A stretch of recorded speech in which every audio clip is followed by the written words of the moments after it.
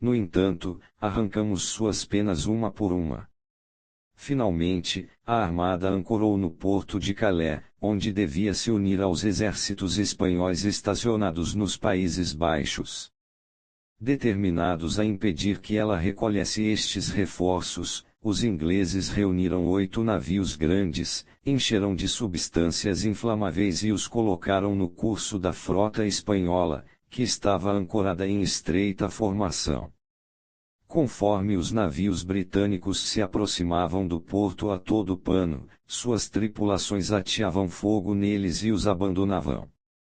O resultado foi um estrago, com dezenas de embarcações espanholas em chamas. Algumas se amontoavam desordenadas em busca de águas seguras, muitas vezes colidindo umas com as outras. Em sua pressa de se fazerem ao mar, toda a ordem se rompeu.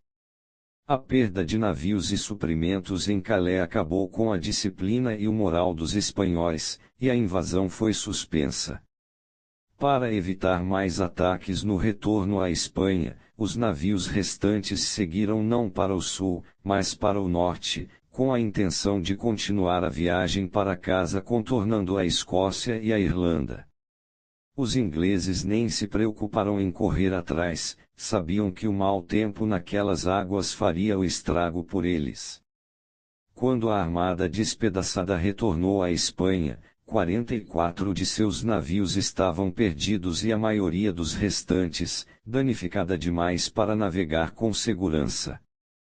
Quase 2/3 de seus marinheiros e soldados tinham morrido no mar enquanto a Inglaterra não perdera um só navio e menos de 100 de homens havia morrido em ação.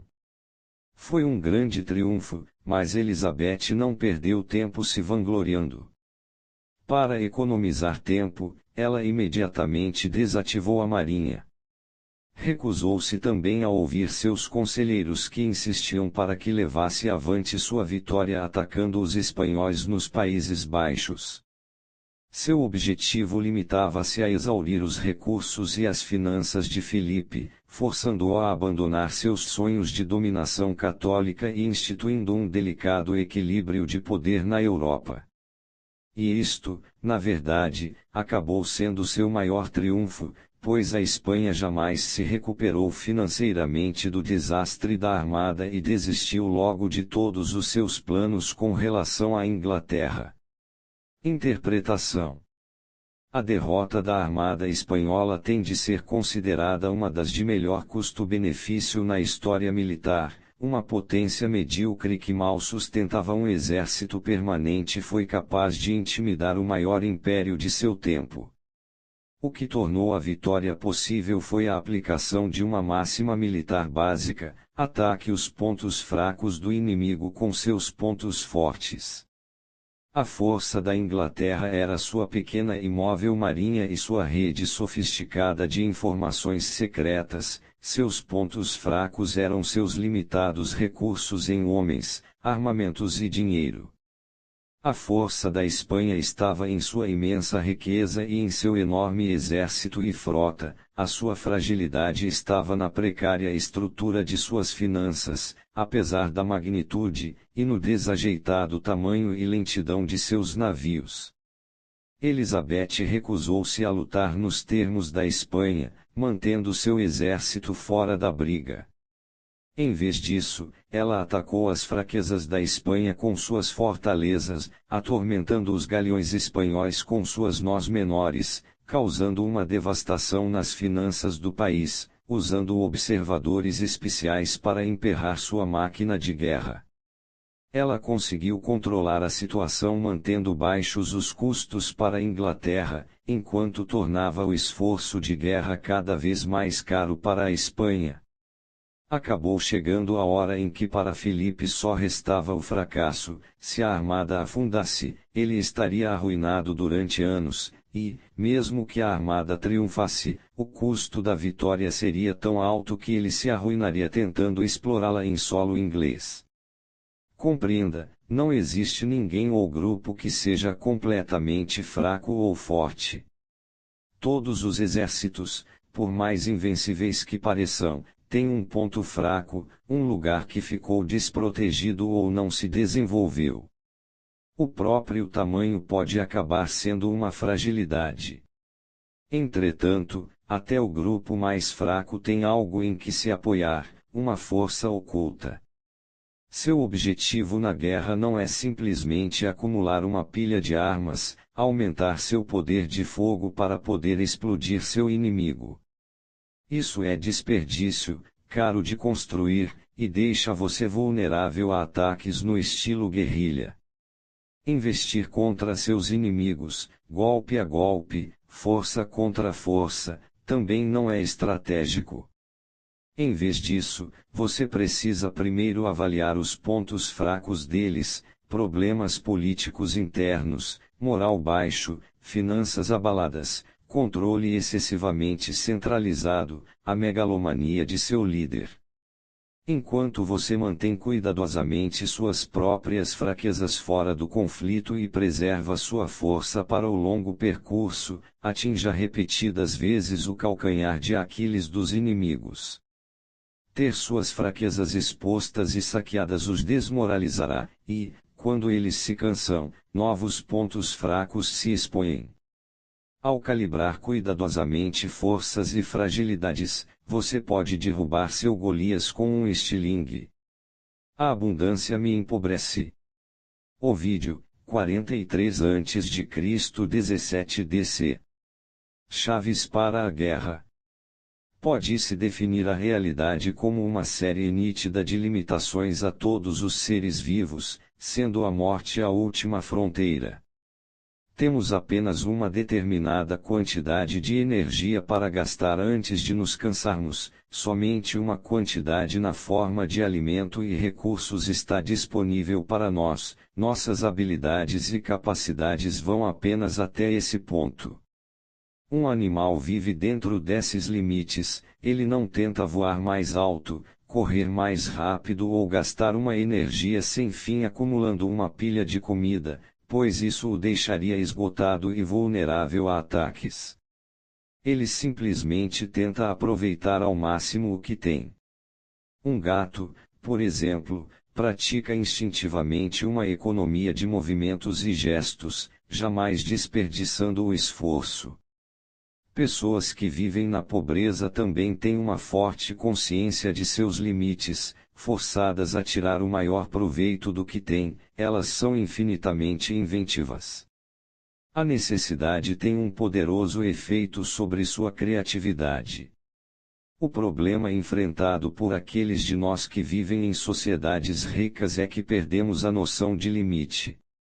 Somos cuidadosamente protegidos da morte e podemos passar meses, até anos, sem pensar nela.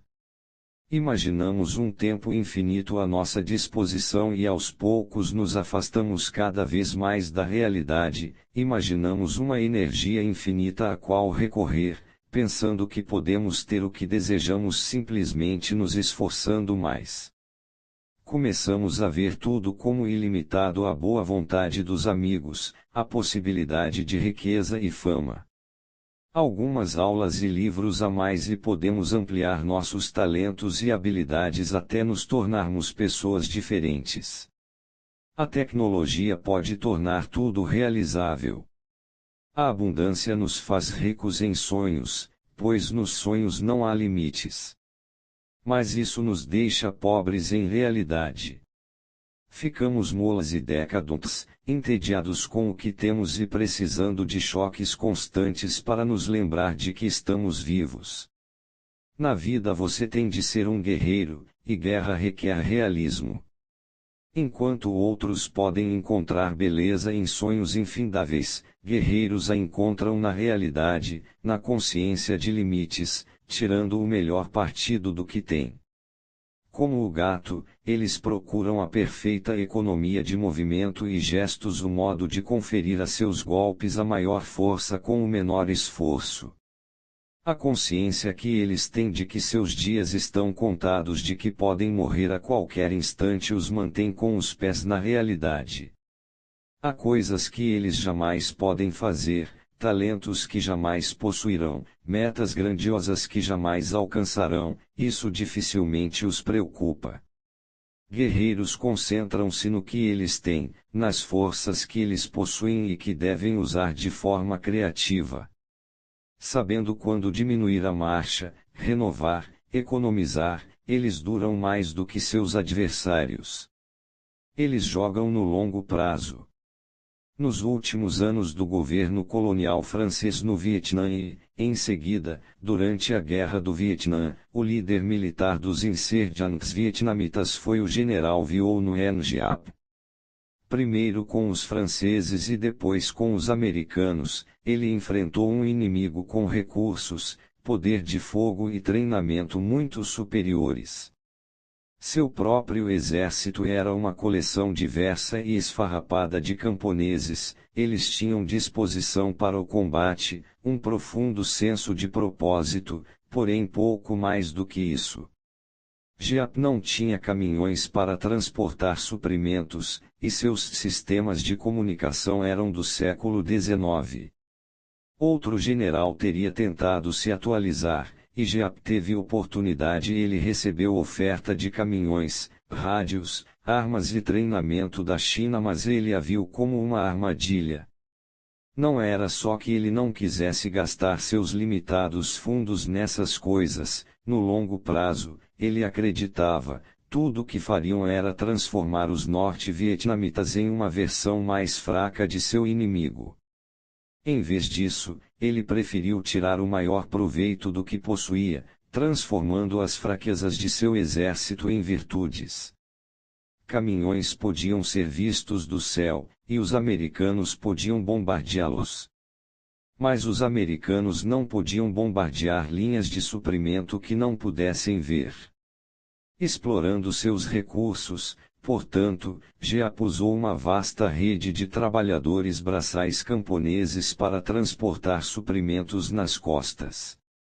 Quando chegavam a um rio, eles usavam pontes de cordas penduradas logo abaixo da superfície da água. Até o final da guerra, os americanos ainda estavam tentando descobrir como o Vietnã do Norte supria seus exércitos no campo de batalha. Enquanto isso, Giap desenvolvia táticas de guerrilha rápida que lhe davam um enorme potencial para interromper as linhas de suprimentos americanas. Para combater, movimentar as tropas e transportar suprimentos, os americanos usavam helicópteros, que lhes davam uma tremenda mobilidade.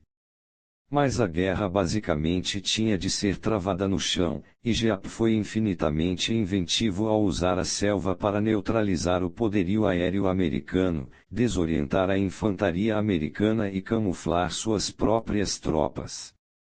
Ele não podia esperar vencer uma batalha campal contra o armamento superior dos Estados Unidos, portanto, colocou seu esforço em ataques espetaculares, simbólicos, desmoralizadores que provariam a futilidade da guerra quando aparecessem na televisão americana. Com o mínimo que tinha, ele criou o máximo de efeito. Exércitos que parecem ter superioridade em dinheiro, recursos e poder de fogo tendem a ser previsíveis. Confiando em seu equipamento, e não no conhecimento e na estratégia, eles ficam mentalmente preguiçosos. Quando surgem os problemas, a solução que encontram é acumular mais do que já tem. Mas não é o que você tem que lhe traz a vitória, é como você usa isso. Quando você tem menos, é naturalmente mais inventivo. A criatividade lhe dá uma vantagem sobre inimigos dependentes da tecnologia, você vai aprender mais, vai se adaptar melhor e será mais esperto do que eles. Incapaz de desperdiçar seus limitados recursos, você os usará bem. O tempo será seu aliado. Se você tem menos do que seu inimigo, não se desespere. Você sempre pode inverter a situação praticando a economia perfeita. Se você e seu inimigo estão em igualdade de condições, apoderar-se de mais armamentos importa menos do que usar melhor o que você já tem. Se você tem mais do que seu inimigo, combater com economia é sempre importante. Como disse Pablo Picasso, mesmo sendo rico, haja como pobre. Os pobres são mais inventivos, e quase sempre se divertem mais, porque valorizam o que têm e conhecem seus limites. Às vezes na estratégia você precisa ignorar sua maior força e se obrigar a obter o máximo do mínimo. Mesmo que você tenha a tecnologia, guerreie como o camponês. Isto não significa se desarmar ou deixar de explorar as vantagens que você possa ter em equipamentos e provisões. Na Operação Tempestade no Deserto, a campanha dos Estados Unidos contra o Iraque, em 1991, os estrategistas militares americanos fizeram pleno uso de sua tecnologia superior, particularmente no ar, mas não dependerão disso para a vitória. Eles tinham aprendido a lição de sua derrocada 20 anos antes no Vietnã, e suas manobras mostravam o tipo de ataques simulados e uso da mobilidade associados com forças menores do tipo guerrilha. Esta combinação de tecnologia avançada mais criatividade provou ser devastadora. Guerra é um equilíbrio de fins e meios. Um general talvez tenha o melhor plano para alcançar um determinado fim, mas se não tiver os meios para realizá-lo, seu plano é inútil. Generais sábios ao longo dos tempos, portanto, aprenderam a começar examinando os meios que têm à mão e depois desenvolver sua estratégia a partir destas ferramentas. Isso é o que fez de Aníbal um brilhante estrategista. Ele pensava sempre primeiro nos dados, a composição de seu próprio exército e a de seu inimigo, suas respectivas proporções de cavalaria e infantaria, o terreno, o moral de suas tropas, o clima. Isso lhe daria a base não somente para seu plano de ataque, mas para os fins que desejava alcançar naquele determinado confronto. Em vez de ficar trancado em um estilo de luta, como tantos generais, ele ajustava constantemente seus fins a seus meios. Essa era a vantagem estratégica que ele usava sempre. Na próxima vez em que você lançar uma campanha, tente fazer uma experiência, não pense em seus objetivos sólidos nem em seus sonhos que gostaria que fossem realidade, e não planeje sua estratégia no papel. Em vez disso, pense profundamente no que você tem, as ferramentas e materiais com os quais estará trabalhando. Baseie-se não em sonhos e planos, mas na realidade. Pense em suas próprias habilidades, em uma vantagem política que você possa ter, no moral de suas tropas, em como você pode usar criativamente os meios à sua disposição. Em seguida, a partir desse processo, deixe que seus planos e metas floresçam.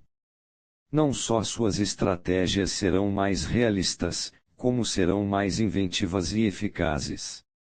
Sonhar primeiro com o que você quer e depois tentar encontrar os meios para alcançá-lo é uma receita para exaustão, desperdício e derrota.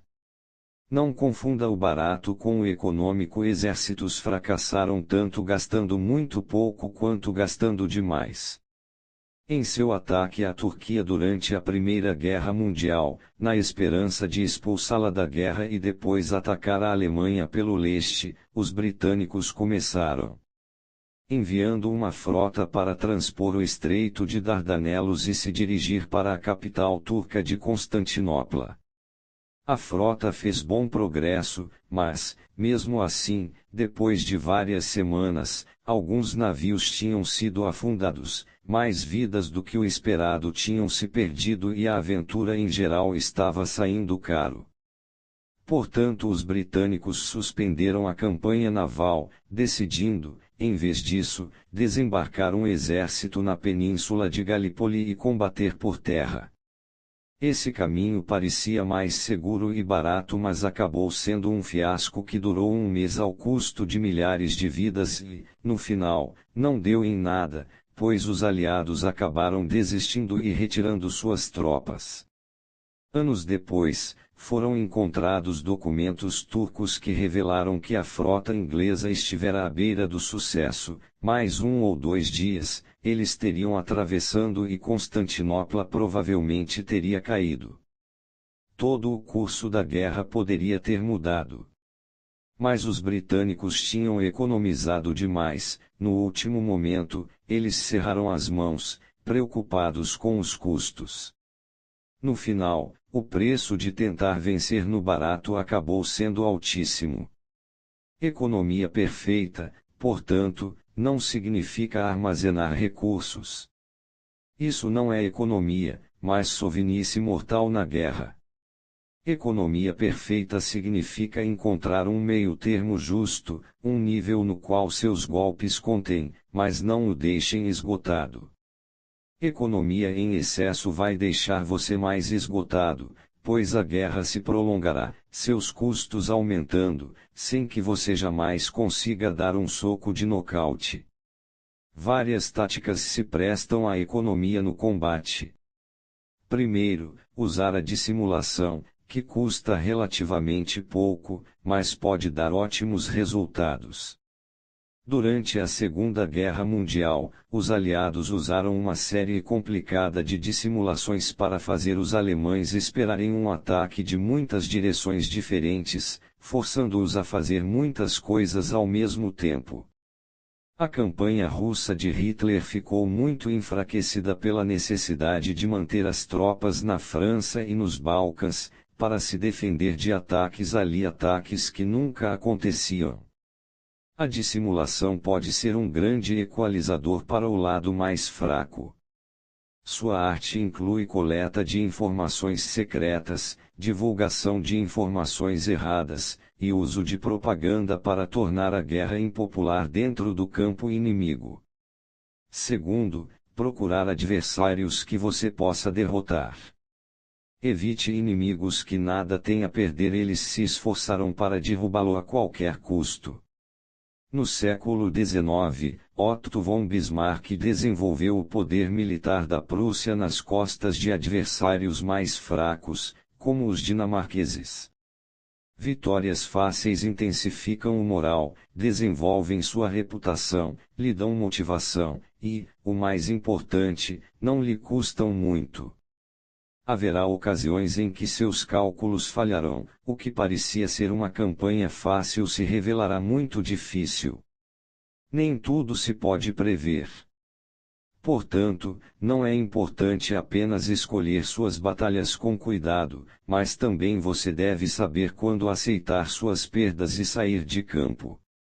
Em 1971, os boxeadores Muhammad Ali e Joe Frazier, ambos no auge de suas carreiras, enfrentaram-se.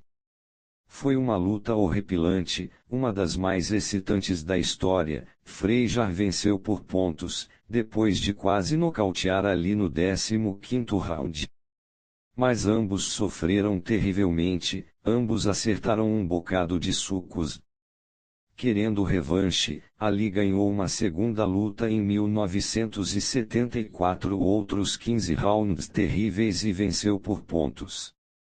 Nenhum dos boxeadores ficou contente, os dois queriam um resultado mais conclusivo, então eles se enfrentaram de novo em 1975, no famoso Thrilla em Manila. Desta vez, Ali venceu por nocaute, no 14º round, mas nenhum dos dois foi o mesmo novamente. Estas 3 lutas tinham exigido demais deles, abreviando suas carreiras. O orgulho e a raiva haviam surpreendido a capacidade de raciocínio. Não caia nesta armadilha, saiba quando parar. Não continue guerreando por frustração ou orgulho. Muita coisa está em jogo. Finalmente, nada no que se refere aos humanos permanece a mesma coisa. Com o tempo, ou seus esforços tendem a se tornarem mais lentos, uma espécie de atrito se desenvolve, seja a partir de acontecimentos exteriores inesperados ou de suas próprias ações, ou um impulso o ajuda a ir para frente. Desperdiçar o que você tem vai criar atrito, baixando seu nível de energia e disposição para o combate. Você está essencialmente diminuindo seu ritmo. Lutar com economia, por outro lado, faz aumentar o impulso. Pense nisto como uma forma de encontrar seu nível, um equilíbrio perfeito entre o que você é capaz de fazer e o que tem para fazer. Quando o trabalho que você está fazendo não está acima nem abaixo de seus talentos, mas em seu nível, você não se sente exausto, nem entediado e deprimido. Você de repente tem nova energia e criatividade. Combater com perfeita economia é como acertar nesse nível, menos resistência em seu caminho, mais energia liberada. Por estranho que pareça, conhecer seus limites vai ampliá-los, tirar o maior proveito do que você tem permitirá que você tenha mais. Imagem: o nadador. A água oferece resistência, você só pode se mover até uma determinada velocidade. Alguns nadadores batem na água, tentando usar força para gerar velocidade, mas eles só fazem ondas, criando resistência. Outros são delicados demais, batendo as pernas tão de leve que mal se movem. Bons nadadores batem na superfície com perfeita economia, mantendo a água diante deles lisa e nivelada. Eles se movem tão rápido quanto a água lhes permite e cobrem grandes distâncias em um ritmo constante. Autoridade: o valor de uma coisa às vezes não está no que alguém obtém com ela, mas no preço que alguém paga por ela, o que ela nos custa. Friedrich Nietzsche, de 1844 a 1900. Inverso. Não pode haver nenhum valor em lutar sem economia, mas é sempre sensato fazer com que seu adversário desperdice ao máximo os próprios recursos. Isto se consegue com a tática de bater e correr, forçando-o a despender energia indo atrás de você. Seduza-o para que pense que uma grande ofensiva arruinará você, depois atole essa ofensiva em uma guerra prolongada na qual ele perca tempo e recursos valiosos. Um adversário frustrado, esgotando energia em sucos que não consegue dar, em breve, cometerá erros e vai se expor a um virulento contra-ataque. 9. Vire a mesa. A estratégia do contra-ataque. Fazer o primeiro movimento iniciando o ataque com frequência o colocará em desvantagem, você está expondo sua estratégia e limitando suas opções. Em vez disso, descubra o poder de se conter e deixar que o outro lado mova-se primeiro, dando a você a flexibilidade para contra-atacar de qualquer ângulo. Se seus adversários são agressivos, atraia-os para um ataque surpresa que os deixará em uma posição fraca. Aprenda a usar a impaciência deles, a ansiedade para pegar você como uma forma de desequilibrá-los e derrubá-los. Em momentos difíceis não se desespere ou recue, qualquer situação pode ser invertida. Se você aprender a se conter, esperando o momento certo para lançar um inesperado contra-ataque, fragilidade pode se tornar força. Agressão disfarçada. Em setembro de 1805, Napoleão Bonaparte enfrentou a maior crise em sua carreira até então. Áustria e Rússia haviam se aliado contra ele.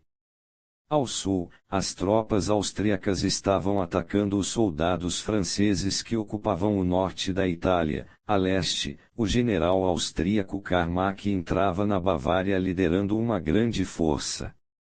Um exército de considerável tamanho, sob o comando do general Mikhail Kutuzov, estava a caminho para se juntar ao Dimak, e esta força aliada, uma vez fundida e expandida, seguiria para a França.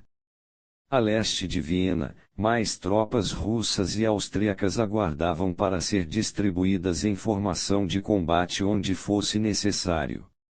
Os exércitos de Napoleão ficaram reduzidos a uma proporção de 2 para 1. O plano de Napoleão era tentar derrotar um por um todos os exércitos aliados, usando suas unidades menores, porém com maior mobilidade, para combatê-los antes que pudessem unir forças. Enquanto reservava tropas suficientes para produzir um impasse na Itália, ele atacou a Bavária antes que Kutuzov chegasse e forçou a vergonhosa rendição de Mack em Ulm, quase sem nenhum tiro disparado, ver capítulo 6. Esta vitória sem derramamento de sangue foi uma obra-prima, mas para explorá-la ao máximo Napoleão precisava alcançar Kutuzov antes que o general russo pudesse ser reforçado por mais tropas russas ou austríacas.